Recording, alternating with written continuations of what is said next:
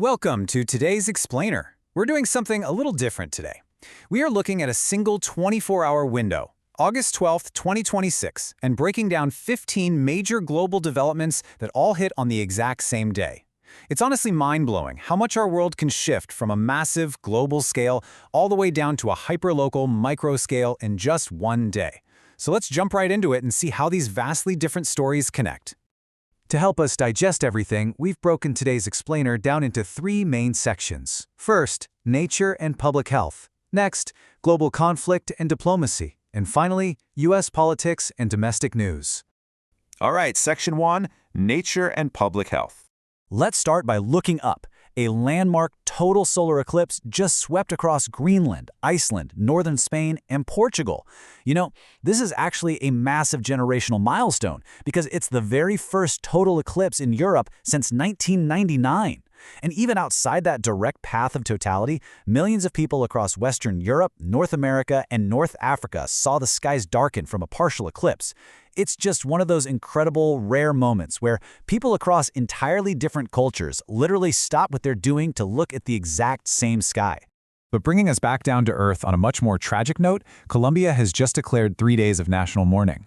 A massive 7.4 magnitude earthquake hit the western part of the country. So far, it's claimed over 250 lives. But the truly staggering number here is that more than 2,700 people are still reported missing.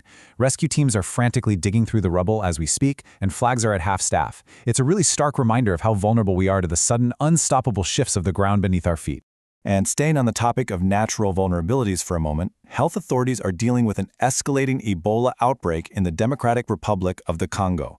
They've just crossed a really grim milestone of 4,000 confirmed cases. To put that into perspective, the World Health Organization says crossing this mark officially makes it the second largest Ebola outbreak on record. The virus is spreading so fast that it's prompted this urgent scramble to clinically evaluate existing vaccines to try and build some sort of defensive perimeter.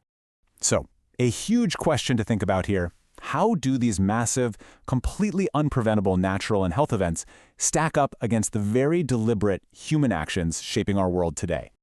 That brings us to Section 2, Global Conflict and Diplomacy. Okay, we are currently tracking a rapid-fire string of incidents across three of the world's most vital waterways. First, in the Gulf of Oman, the U.S. Navy used missile strikes to disable a Panama-flagged cargo ship that was trying to run an American naval blockade of Iranian ports in the Strait of Hormuz. Meanwhile, over in the Red Sea, Houthi forces launched a deadly missile attack on a commercial ship, which tragically left 6 crew members dead.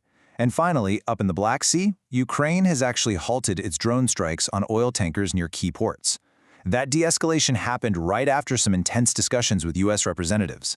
That's 3 different bodies of water driven by 3 totally different geopolitical situations, all escalating or shifting on the same day. And amidst all this unrest, we're seeing this really bizarre duality play out globally. On the one hand, you have deadly escalation.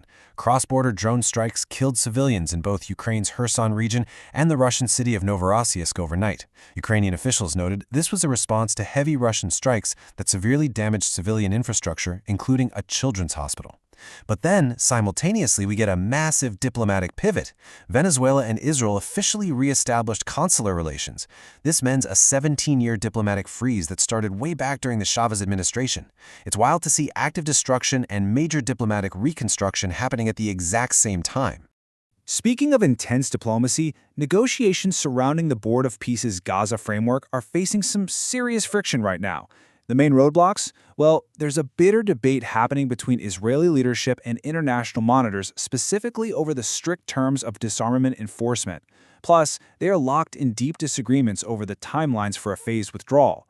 It is an incredibly delicate and honestly a highly contested balancing act between security and diplomacy. So, with all these complex international dynamics spinning, how are domestic policies and local politics evolving right here at home? Let's dive into Section 3, U.S. Politics and Domestic News. 1.1 million. Let that number sink in. That is a massive, record-breaking voter turnout for the Minnesota Democratic primary.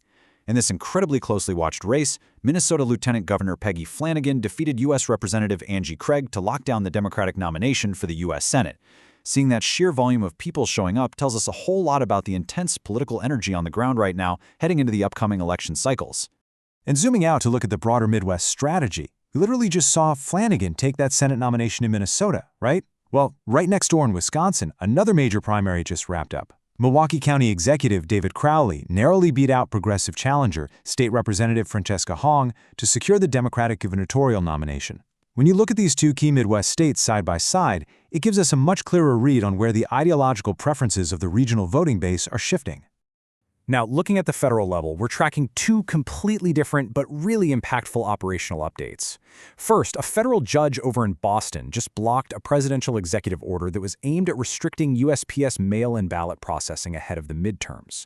But then, in a totally different vein of federal operations, U.S. Immigration and Customs Enforcement, or ICE, just announced a $20 million plan to start equipping their officers with specialized high-voltage electric shock gloves by early 2027.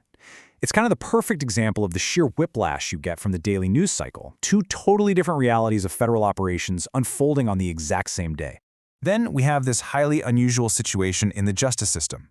In an incredibly rare legal convergence, correctional departments in Alabama, Oklahoma, and Tennessee have all scheduled capital punishment executions for this Thursday. To put how rare this is into perspective, this marks the first time 3 separate U.S. states are carrying out executions on a single day since the year 2010. Finally, we do have to end today's news roundup on a deeply tragic, entirely local note. Authorities in Winfield, Kansas are investigating a horrific domestic murder-suicide. The incident involved a registered offender and claimed 6 lives in total. Unbelievably sadly, this included 4 young children between the ages of 3 and 9. It is an absolutely sobering reminder of the very real, very painful local realities that are happening on a micro level, right alongside all these sweeping global events. Which brings us to our final thought for today's explainer.